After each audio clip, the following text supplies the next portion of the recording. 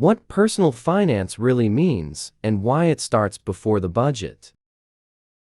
Welcome back. Today, let's take personal finance back to the beginning. And that misunderstanding can cost you years. When Americans hear finance, they often think about stocks, Bitcoin, real estate, retirement accounts, or the next investment that could make them rich. Those subjects matter, but personal finance is much bigger than investing. To me, personal finance means managing money in a way that supports the life you actually want. It means making decisions with clarity instead of fear. Money has a job not only to pay bills, but also to protect your time, choices, relationships, and future. That is why personal finance cannot begin with a spreadsheet. A spreadsheet can show what you spent. It cannot explain why. A budget may show that you ordered takeout 5 times, but not whether you were exhausted, overwhelmed, or trying to make a difficult week easier. For years, I thought good personal finance was mostly about income, expenses, savings rates, debt payments, and budget categories. Follow the formula, save a percentage, limit housing costs, cut unnecessary spending, and invest the difference. Those ideas can help, but people are not corporations. We do not make every decision logically. We spend to celebrate, cope, fit in, feel safe, or look successful. We may avoid a credit card statement because the balance feels like a judgment. We may keep too much cash because a childhood instability taught us that money can disappear. That is where behavioral finance becomes important.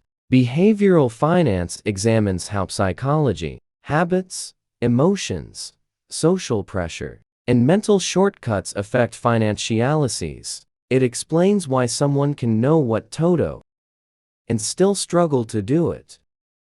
Sometimes the plan simply does not fit the person expected to follow it. Think about a typical American household: rent or a mortgage, health insurance, a car payment, student loans, child care, groceries, subscriptions, and credit card balances. Add social media and buy now pay later offers, and money becomes emotional very quickly. In the Federal Reserve's 2025 survey, only 63% of U.S. adults said they could cover a $400 emergency with cash, savings, or a credit card paid off at the next statement. For many families, personal finance separates a temporary problem from a lasting crisis. So before you download another budgeting app, ask yourself a few questions. What did money feel like in your childhood home? Was it discussed calmly, or connected to arguments, secrecy, fear, and shame? When you hear wealth, what image appears? A luxury house and expensive car? Or a paid-off home? Control over your schedule, the ability to help family, and enough savings to sleep peacefully? What do you believe about debt, wealthy people, and your ability to earn, save, invest, and recover from mistakes? These beliefs shape behavior. If you believe you will never have enough, you may hold every dollar and never enjoy the life you are protecting.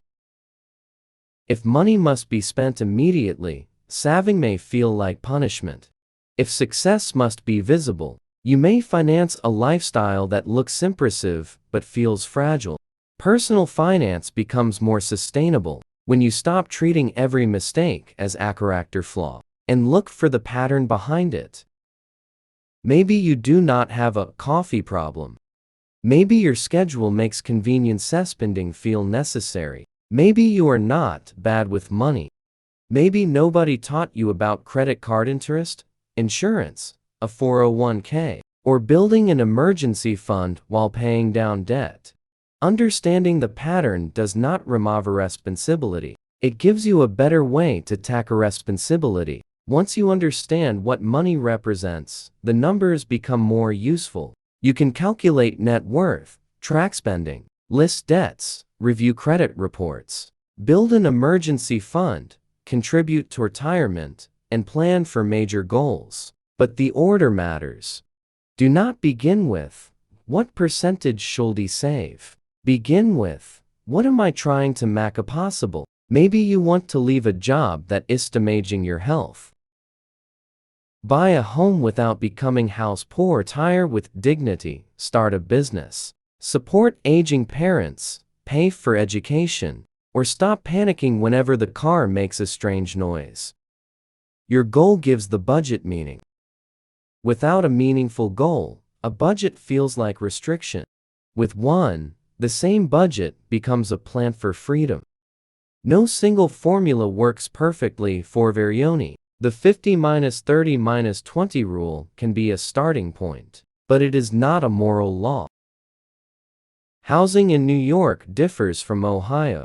A single adult, a parent, and a freelancer face different realities. A good plan respects reality. It should challenge you, but it should not require you to pretend your life is different from what it is. Start simple. Know what comes in and what must go out. Identify expenses that protect your life and those that drain it. Build a cash buffer before complicated. Watch high-interest debt.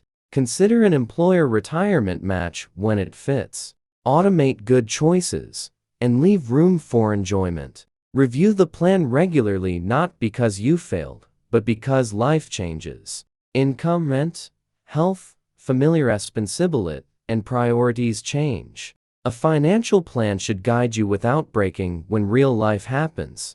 The Consumer Financial Protection Bureau describes financial well-being through 4 ideas: control over everyday finances, the ability to absorb a shock, progress toward goals, and freedom to make choices that let you end your life.